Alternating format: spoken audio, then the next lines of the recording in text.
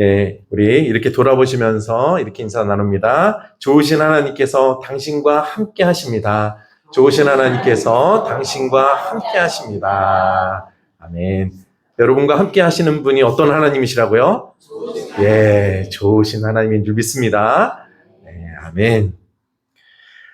여러분, 일주일 중에 어떤 시간이 가장 빨리 가시나요? 예, 드라마 보는 한 시간은 정말 빨리 갑니다. 그렇죠? 또는 여러분 유튜브도 자주 보시니까 또 유튜브를 보는 시간도 마찬가지입니다. 자, 그러면 어떤 시간이 일주일 중에 가장 느리게 가시나요? 네. 일하시는 시간. 예, 그렇죠. 뭐, 특히나 퇴근 한 30분 앞두고 참 시간이 안 가죠. 예, 또 잠 못 드는 밤이 그런 시간일 수도 있고요. 감사하게 그 대답이 안 나왔는데, 혹시 예배 시간이 일주일 중에 가장 느리게 가는 시간이지 않을까라는 생각도 들었습니다. 예배 시간만 되면 왜 이렇게 잠이 쏟아지는지. 물론 예배 시간이 좀 느리게 가고 자꾸 잠이 오는 여러 가지 이유가 있을 수 있지만 그걸 제가 제 입으로 다 말씀드리기는 어려울 것 같습니다. 자, 그런데 한편으로 이런 생각을 해보게 됩니다. 예배가 영원이라고 하는 시간과 접속되는 시간이기 때문에 천천히 가는 것은 아닐까? 여러분, 제가 신기한 사실 하나 알려드릴게요. 장소에 따라서 실제로 시간이 다르게 흐른다라는 사실 여러분 아십니까? 그냥 느낌이 아니고 실제로요. 예, 그 우주에 떠 있는 인공위성 있잖아요. 실제로 인공위성이 있는 위치에서는 시간이 조금 더 빨리 흐른다라고 합니다. 자, 그리고 우주정거장이 있잖아요. 예, 우주정거장에서 흐르는 시간은 조금 더 천천히 간다고 합니다. 자, 그래서 실제로 확인을 해봤더니 우주정거장에 사는 분들이 같은 기간에 지구에 살았던 사람보다 나이를 천천히 먹었다고 합니다. 자, 앞으로 나이를 좀 천천히 드시고 싶은 분들은 우주정거장으로 가시면 됩니다. 자, 중력의 영향에 따라서 시간의 흐름에도 차이가 있다라고 하는데요. 자, 그런 의미에서 저는 예배 드리는 이 한 시간이 여러분들 모두에게 정말 시간이 다르게 흐르는 자리가 되었으면 좋겠습니다. 왜냐하면 세상과 똑같이 흘러가는 시간 속에서는 우리 자신을 돌아볼 여유조차 없기 때문입니다. 세상의 숨가쁜 시간 속에서는 내가 어떻게 하다 이 자리에 왔고 어디로 가야 하는지를 생각할 여유도 갖기 어렵기 때문입니다. 자, 그런 의미에서 보면은요, 이 영원이라고 하는 시간과 접속할 수 있는 이 예배 시간이 우리에게 얼마나 귀한 시간인지 모르겠습니다. 자, 그러므로 여러분들이 예배 시간에 주무신다고 해도 지금 영혼과 접속하고 계시는구나 제가 생각할 테니까는요, 이 시간만큼은 일상의 분주함들을 내려놓고 영혼과 접속하는 귀한 시간 되시기를 소망합니다. 네, 아멘. 자, 그럼 오늘 본문이 시작되는 우리 26절 말씀 함께 읽도록 하겠습니다. 시작. 형제들아, 너희를 부르심을 보라. 육체를 따라 지혜로운 자가 많지 아니하며 능한 자가 많지 아니하며 문벌 좋은 자가 많지 아니하도다. 아멘. 네, 오늘 말씀은 가장 먼저 이런 내용으로 시작됩니다. 형제들아, 너희를 부르심을 보라. 굉장히 중요한 사실을 말씀하면서 오늘 말씀이 시작되는데요. 자, 이들이 어떻게 한 교회를 이루게 되었다라고 말씀하고 있나요? 그들이 선택한 결과라고 하나요? 예, 그렇지 않습니다. 하나님께서 어떻게 해요? 예, 부르신 결과다라고 말씀하고 있습니다. 자, 고린도전서 제일 앞에서도 같은 내용이 나오는데요. 자, 우리 고린도전서 1장 2절 중간까지의 말씀을 우리 화면을 보시고 함께 읽도록 하겠습니다. 시작.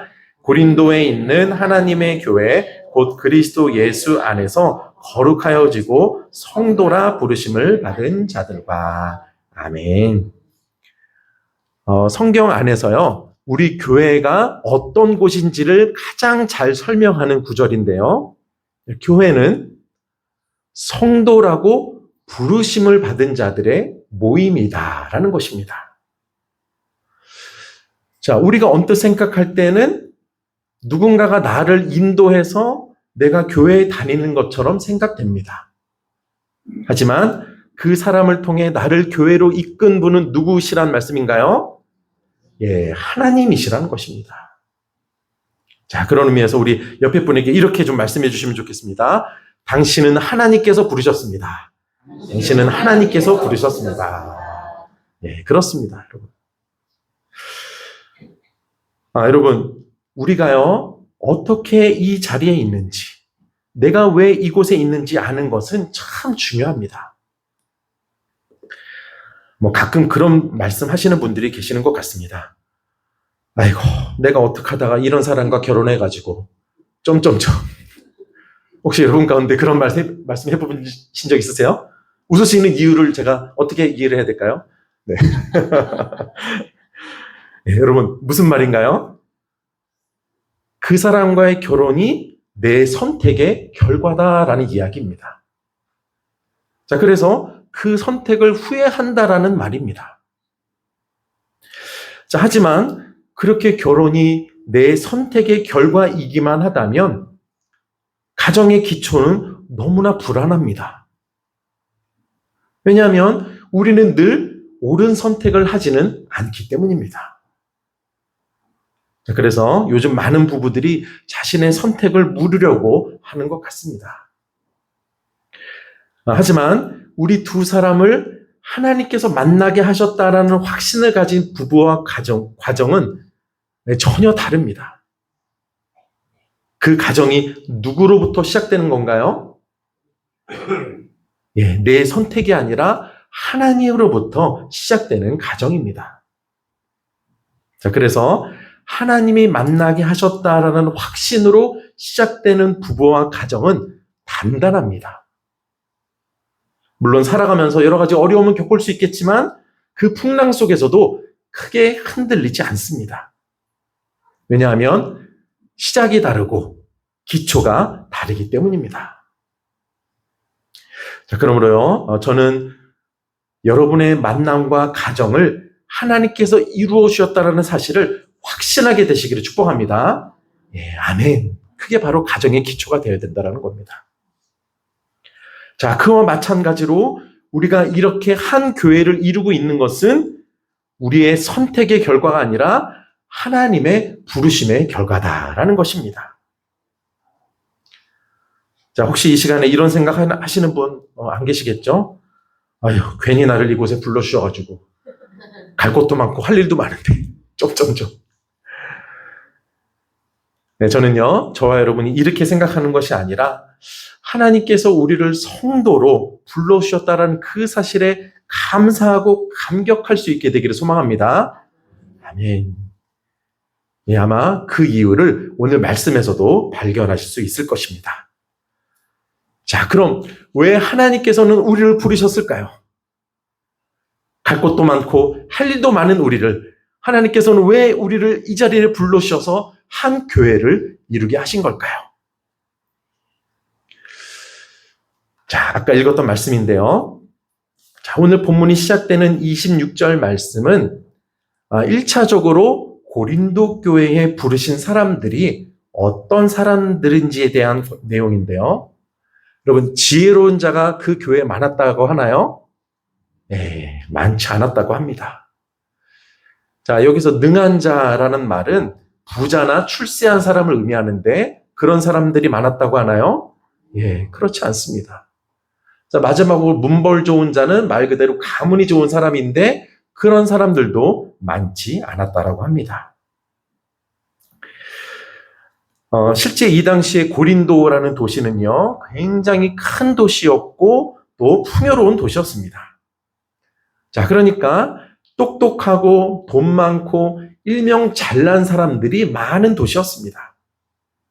자, 그런데 하나님께서 어떤 사람들을 부르셨다라는 건가요? 예, 부자나 출세한 사람이나 똑똑하고 공부 많이 한 사람이나 가문 좋은 사람들을 부르지 않으셨다라는 것입니다. 여러분, 사실 우리가 어떤 일을 할 때 함께 일할 사람들을 뽑게 된다면 어떤 사람들을 뽑게 되나요? 예, 그 일을 잘할 사람들을 뽑게 되죠. 그죠? 그래도 일 잘할 것 같은 사람, 또 똑똑한 사람, 일머리 있는 사람, 또 기왕이면 다홍치마라고 또 얼굴도 반반한 사람들을 뽑게 될 것입니다. 자, 그런데 그런 의미에서 이 말씀을 보면은요, 하나님께서 선택하신 사람들은 어떤 조건이 아니라 아무나 뽑으신 것 같습니다. 사회적으로 별로 내세울 것 없는 사람들을 뽑으셨다라는 이야기고, 실제로 이 당시에 고린도 교회를 이루고 있던 성도들은 사회적으로는 하층민들이었습니다. 자, 이쯤에서 살짝 기분이 상하는 분들이 계실지도 모르겠습니다.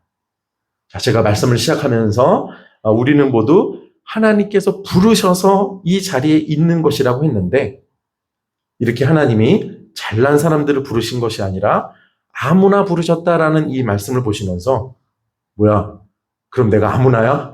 이런 생각이 드실지도 모르겠습니다. 여러분, 혹시 하나님의 부르심에 기분 상하신 건 아닌가요? 아니세요? 중요한 것은요, 하나님께서 왜 우리를 부르셨냐라는 것입니다.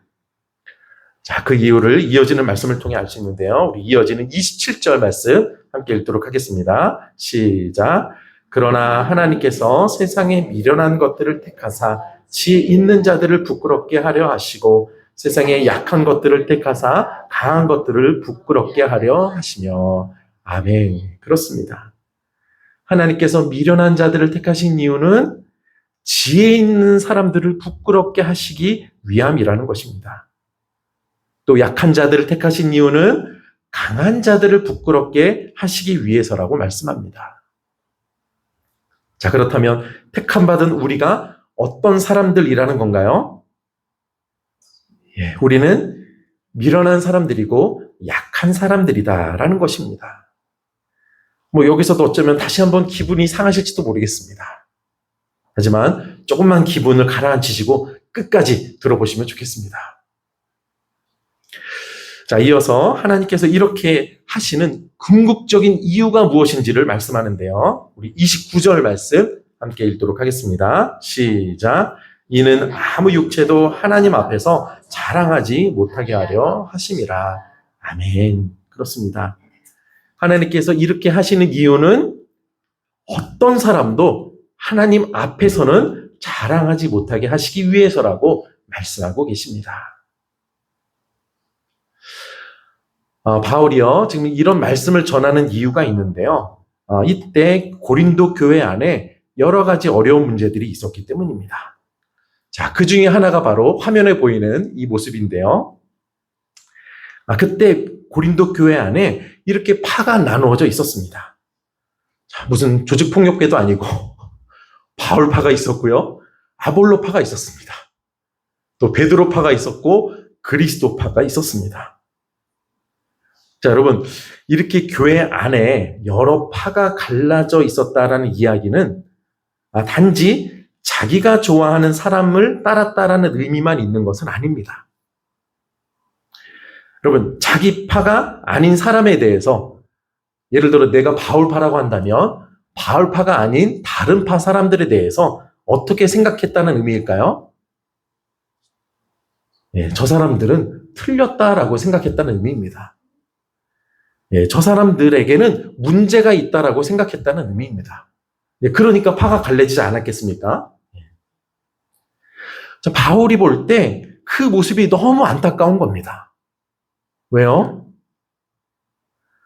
자, 이렇게 갈라지는 것은, 이런 모습은 세상의 모습과 전혀 다를 바가 없는 모습이기 때문입니다.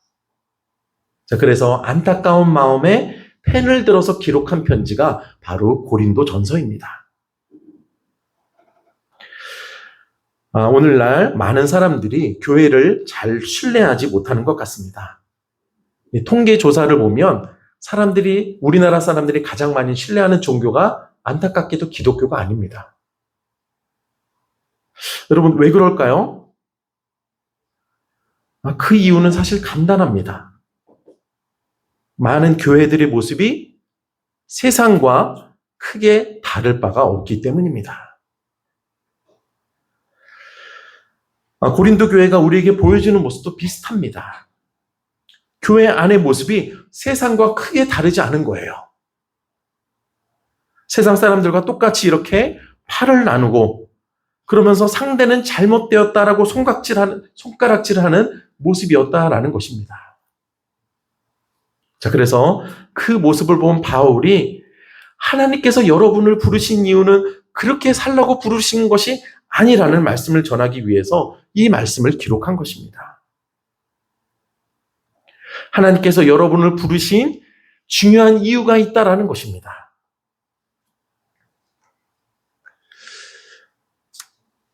세상의 생각을 가장 잘 보여주는 말은 저는 이 말이라고 생각을 합니다. 세상의 생각을 가장 잘 보여주는 말. 여러분, 보통 우리가 어떤 사람을 보면서 저 사람은 잘 사는 사람이네 이렇게 말을 하죠. 어떤 사람에게 우리가 이 이야기를 하죠? 잘 사는 사람, 돈 많은 사람. 그렇습니다. 돈 많은 사람, 또 아파트도 넓은 사람, 또 사회적으로 출세한 사람에게 우리는 잘 사는 사람이라는 이야기를 합니다. 자, 하지만 여러분, 정말 그렇습니까? 그런 사람들이 정말 잘 사는 건가요? 돈이 많으면 잘 사는 건가요? 공부 잘하면 잘 사는 건가요? 넓은 아파트에 살면, 출세하면 정말 잘 사는 건가요? 네. 그런데 왜 우리는 그런 사람들을 잘 사는 사람이라고 얘기를 하죠? 은연중에 우리 안에 그런 생각이 박혀 있는 것입니다. 돈 많고 출세하고 공부 잘하면 그것이 잘 사는 사람이라는 생각이 우리 안에 들어있기 때문이죠. 하지만 그렇지 않다라는 것입니다. 그렇기 때문에 하나님께서 우리를 부르셨다라는 것입니다. 진짜 잘 사는 것은 그러한 삶이 아니라 다른 삶이라는 것을 우리에게 보여주시고 깨닫게 하시기 위해서 우리 한 사람 한 사람을 이 자리에 부르셨다라는 것입니다. 여러분, 그러니 그 부르심이 얼마나 감사한 것입니까? 자, 그것을 하나님께서 깨닫게 하시기 위해 하나님께서 사용하시는 방법이 있습니다. 그것이 뭐냐면 약한 자를 택하여서 사용하시는 방법입니다. 여러분, 성경을 처음부터 끝까지 유심히 읽으시다 보면은요, 그러한 이야기들로 가득 차 있다라는 것을 어렵지 않게 발견하게 되실 것입니다. 여러분, 우리가 아는 다윗은 참 위대한 인물이지만 그의 시작은 전혀 달랐습니다. 여러분, 다윗의 시작은요, 그의 아버지가 거들떠도 보지 않는 아들이었습니다. 아버지께 인정받지 못한 아들이었습니다. 다윗의 아버지는요, 어떤 면으로 보나 다윗보다 다윗의 형들이 훨씬 낫다라고 생각을 했습니다. 자, 그런데 하나님께서는 누구를 선택하셨습니까? 그런 형들이 아니라 그 가정에서 가장 못나고 약한 다윗을 선택하셨습니다. 여러분, 하나님께서 모세를 언제 부르셨죠? 그가 애굽왕 바로의 양자로 왕궁 안에서 떵떵거리며 살 때가 아니라 그의 인생에서 가장 밑바닥에 있을 때였습니다. 가장 약할 때였습니다. 여러분, 예수님의 제자들은 또 어떻습니까? 예수님의 제자들이 대부분 갈릴리라는 마을의 출신인데요. 그때 갈릴리는 사람들이 거들떠도 보지 않는 마을이었습니다. 왜냐하면 너무 낙후되고 천한 곳이었기 때문이죠. 자, 그런데 예수님은 그런 곳에 사는 사람들을 제자로 부르셨다라는 것입니다. 자, 여러분, 이러한 성경의 말씀들이 우리에게 보여주는 것은 무엇인가요? 진짜 잘 사는 것은 세상 사람들이 생각하는 것과는 다르다라는 것입니다. 진짜 가치 있는 것은 세상 사람들이 생각하는 것과는 다른 곳에 있다라는 것입니다.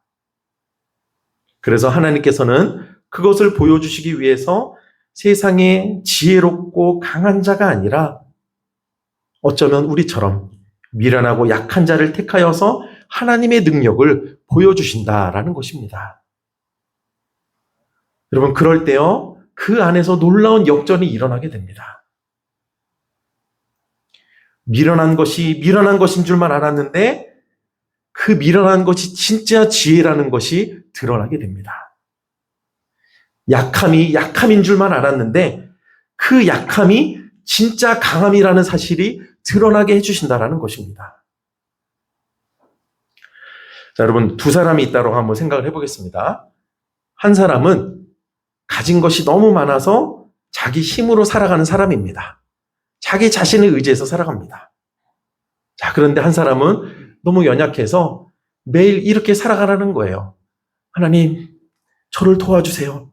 하나님, 오늘도 저를 도와주지 않으면 오늘 하루를 살 수 없습니다.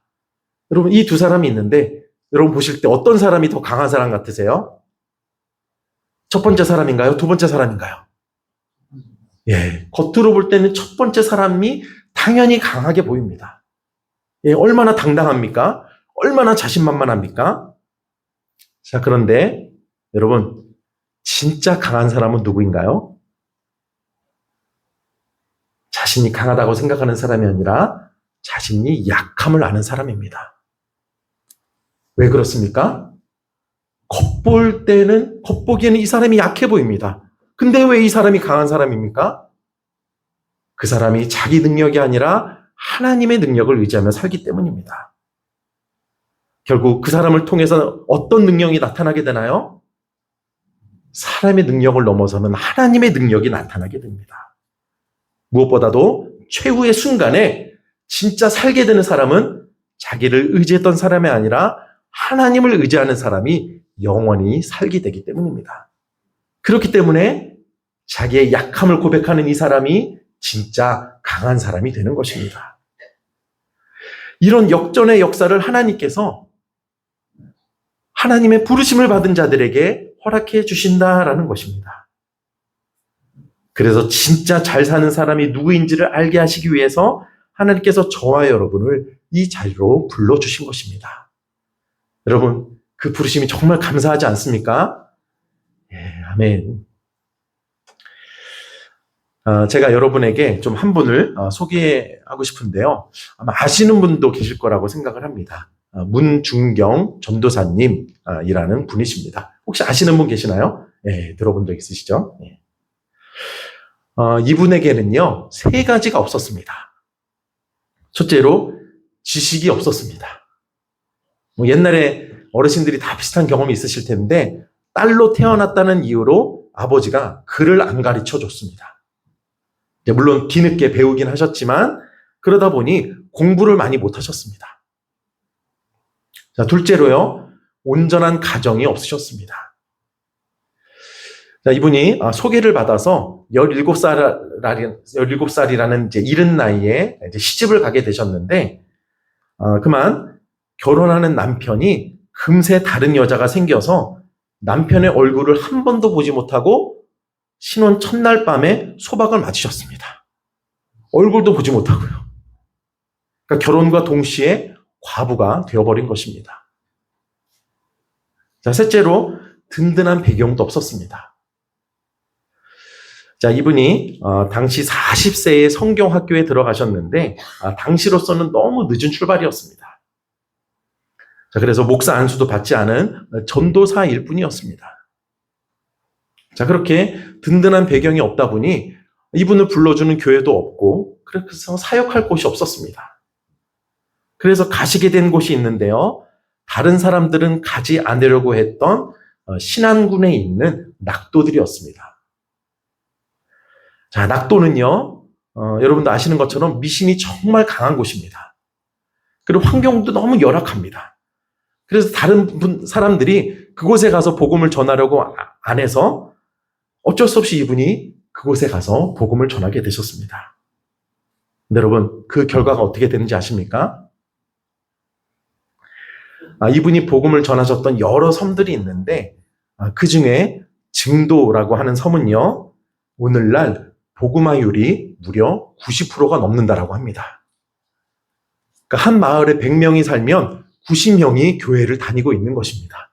그러면 이 비율은 우리나라 어디에도 없는 비율입니다. 그러니까 무속신앙이 너무나 강했던 그곳이 90% 이상이 교회 다니는 곳으로 변해서 지금은 그 중도를 뭐라고 부르는지 아십니까? 천국의 섬이라고 부릅니다. 네, 잘 어울리죠. 네. 여러분, 누구를 통해서 그런 역사가 이루어진 건가요? 잘난 사람을 통해서요? 아닙니다. 지식도 없고 신혼 첫날 밤에 소박을 맞아 온전한 가정도 없고 든든한 배경도 없는 연약한 한 여성을 통해 이루어진 놀라운 역사입니다. 결국 그 모든 일들을 누가 하신 건가요? 하나님이 하신 것입니다.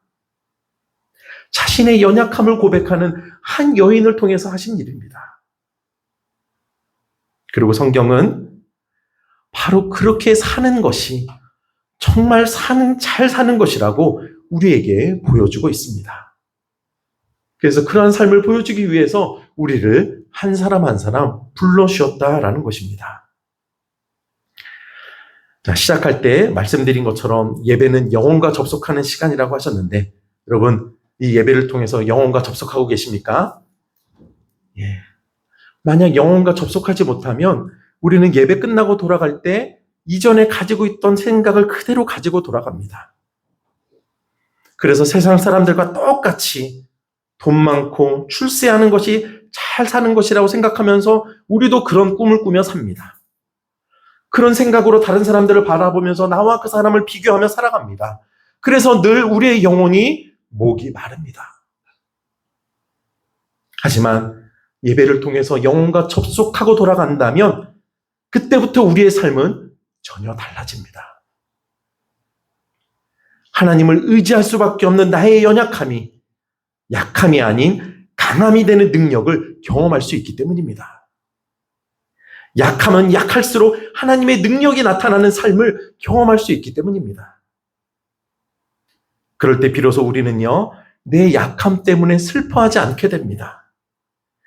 나에게 없는 것 때문에 좌절하지 않게 됩니다. 왜냐하면 하나님은 우리의 약함을 통해서, 우리의 없음을 통해서 더욱더 놀라운 능력을 나타내시는 분이시기 때문입니다. 그러기에 그런 하나님의 은혜를 알고 경험하는 사람들은 다른 사람과 나를 비교할 필요가 없이 정말 잘 사는 인생을 살아가게 됩니다. 여러분, 또 한 주간의 삶이 시작되는데 이 한 주간 어떻게 살아가시겠습니까? 어떤 생각으로, 어떤 시선으로 살아가시겠습니까? 원하기는 이 시간 영혼과 접속한 우리의 생각이 변화되어서 우리 안에 있던 세상의 생각들이 다 사라지고 이제는 주님과 같은 방식으로 생각하며 살아가는 우리가 되어서 나와 다른 사람의 약함이 문제되지 않는 정말 잘 사는 인생, 잘 사는 저와 여러분 되시기를 간절히 축원드립니다. 아멘.